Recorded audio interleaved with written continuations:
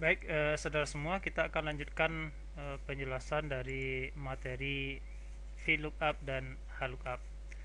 Saudara sudah bisa membedakan apa itu fungsi VLOOKUP dan apa itu fungsi HLOOKUP. Jadi fungsi V dan H lookup digunakan ketika ada sebuah soal dalam bentuk tabel, kemudian jawabannya ada di sebuah tabel bantu.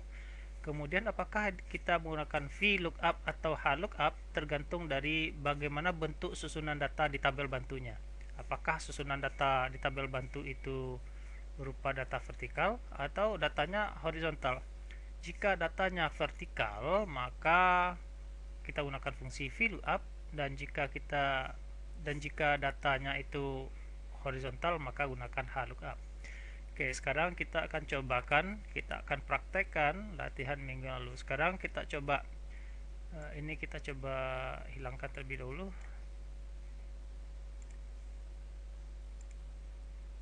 Oke. Ini tabel soalnya. Ini tabel bantunya. Ternyata di tabel bantunya susunan datanya adalah vertikal. Maka kita gunakan fungsi VLOOKUP. Kalau kita lihat di tabel bantu, tabel yang ini datanya vertikal, kita bisa cari nama barang, ini nama barang berdasarkan kode barang. Mengapa bisa cari nama barang berdasarkan kode barang? Kita lihat di tabel bantu. Yang diketahui hanya kode barang, ya. Di sini ada kode barang. Berarti nama barang bisa kita cari berdasarkan kode barang. Oke, sekarang kita coba. Sama dengan VLOOKUP kak kurung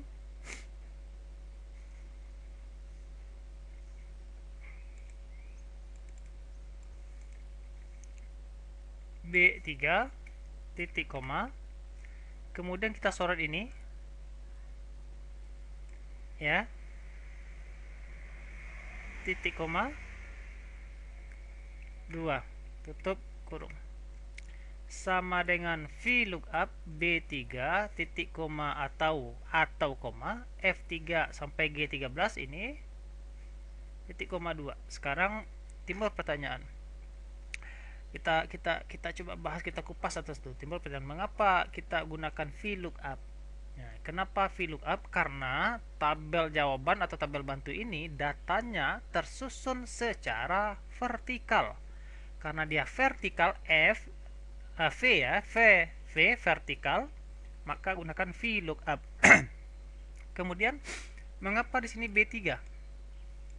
Mengapa di B3?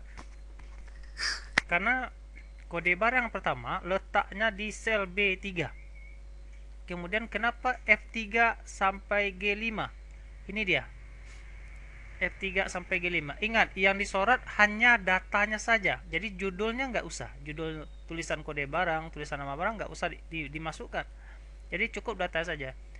F3 sampai G5. Mengapa ini yang disorot? Mengapa ini yang disorot? Karena kita cari nama barang berdasarkan kode barang. Ingat, saya ingatkan lagi, yang disorot hanya datanya saja. Oke, lanjut. Titik koma 2. Mengapa 2? Mengapa 2? Ada orang menjawab karena yang disorot itu hanya 2 sel, Pak, 2 kolom. Oke. Jawaban yang tepat adalah nama barang yang kita cari itu kolom kedua dari patokan kita. Kita cari nama barang berdasarkan kode barang. Nama barang ini kolom keberapa dari kode barang? Ada 2. Bisa dipahami? Bisa? Kalaulah seandainya, bisa dipahami? Saya enter ya. Oke. Kalaulah seandainya nama barang ganti posisi dengan harga satuan. Saya ulangi, jika seandainya nama barang ganti posisi dengan harga satuan. Ganti posisi dengan harga satuan. Jadi kode barang, saya tulis ya. Kode barang harga satuan nama barang. Jadi ganti posisi ya, ganti posisi. Maka di sini kita ganti menjadi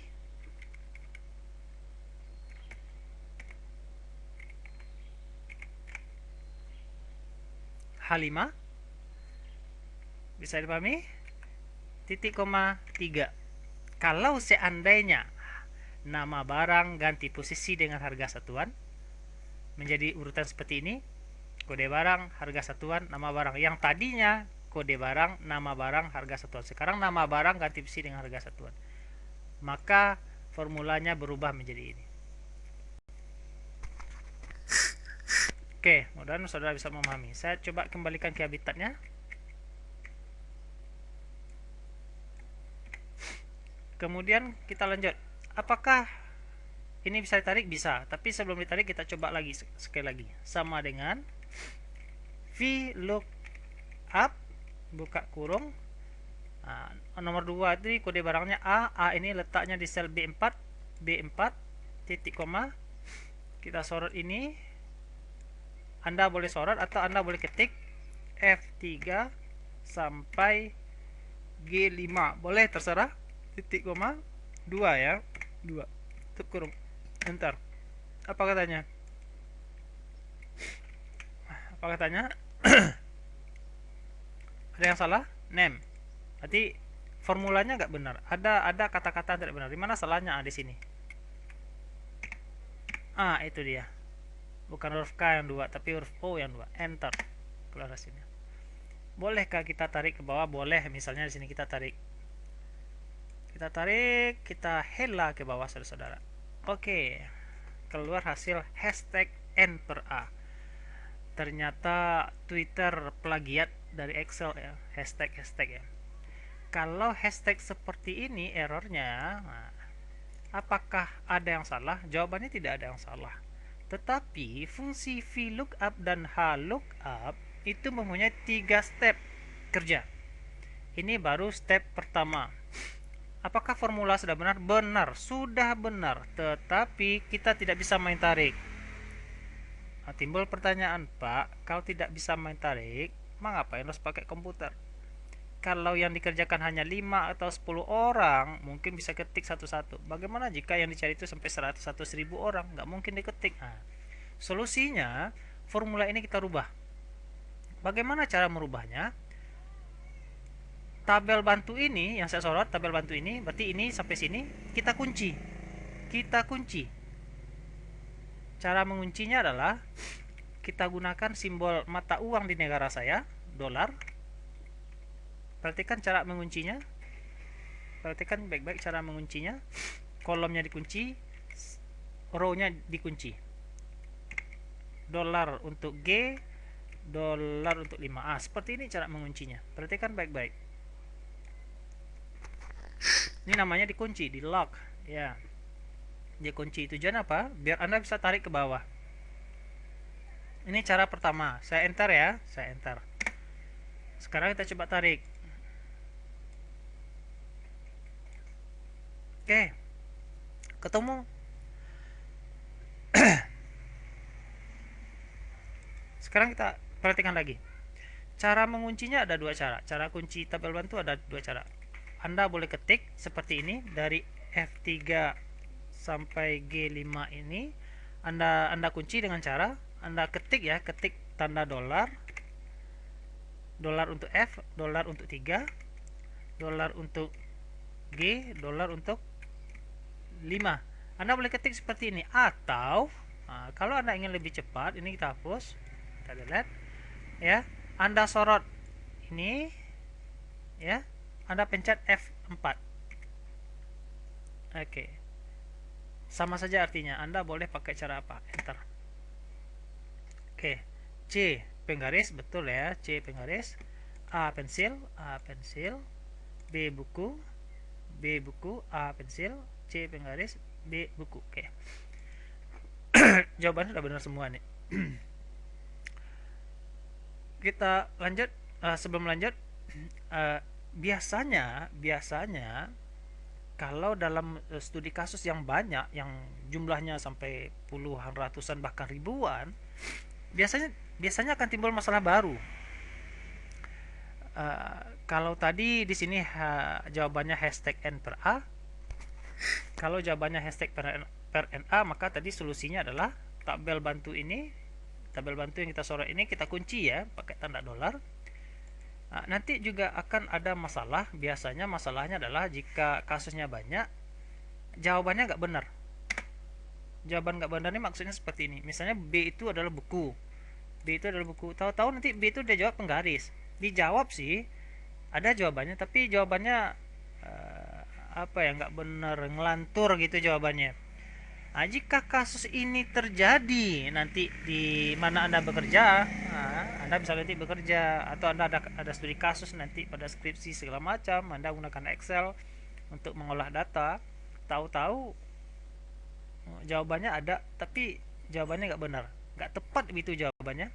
Maka jika kasus itu terjadi, maka formula ini kita tambahkan. Di belakang angka 2 Anda bikin titik koma, Anda bisa bikin tulisan false ya, atau 0 alias godo ange. Terserah saudara mau pilih mana. 0, 0 atau false. False itu salah ya, atau 0, terserah. Enter. Ini step ketiga. Ya. Mudah-mudahan saudara bisa memahami. Kemudian kita lanjut ke harga satuan. Sama dengan V look up buka kurung ya, ini titik koma. Sekarang timbul pertanyaan, Anda mau cari harga satuan berdasarkan apa? Karena khusus untuk harga satuan ini kita bisa cari dua cara yang bisa ditempuh. Kita cari harga satuan berdasarkan kode barang, atau harga satuan berdasarkan nama barang. Saudara bisa gunakan salah satu dari ini. Sekarang kita coba cara pertama, harga satuan berdasarkan kode barang. Oke. Berarti ini klik ini karena kita cari harga satuan berdasarkan kode barang B3 ya. Ini kita sorot. Oke, dikunci. Titik koma berapa? 1, 2, 3, 4. Oke, jawabannya adalah 3. Tutup titik koma 0. Saya pikir langsung step yang terakhir, step yang ketiga. Tutup kurung. Enter. Oke, jawabannya 1750.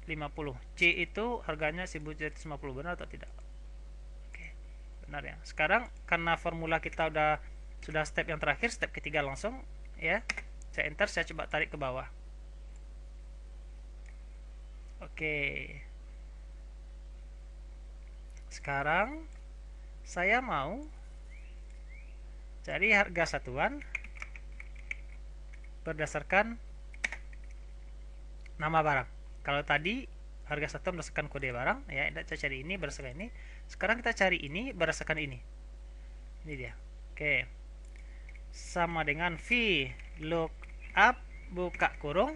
Berarti yang sorot ini lagi, bukan ini, tapi ini. Ya. Titik koma. Apakah ini yang disorot? Tentu tidak. Yang disorot ini nggak perlu karena kita cari ini berdasarkan ini. Maka ini yang disorot. Ini ke sini. Oke, mudah-mudahan saudara bisa memahami. Kita kunci langsung. Ya. Bentar. Oke. Titik koma berapa? 1, 2, 3. 3. Yang jawab 3, yang jawab 3, maka lupakan doi-nya. Jawabannya adalah 2. Titik koma 0. Tutup kurung. Enter. Oke, jawabannya masih sama. Kita lihat apakah sama atau tidak. Sama? Sama dong. 17,5, 17,5 ya. 1.500, 2,5, 2,5, 1.500, 17 seringgi. 17 seringgi ya. Mudah-mudahan Anda mengerti dengan bahasa saya. 17 seringgi ya. Sampai di sini ada yang mau tanyakan? Oke, kalau tidak kita masuk ke diskusi. Silakan Anda tanyakan di grup, Anda posting, insyaallah nanti saya jawab.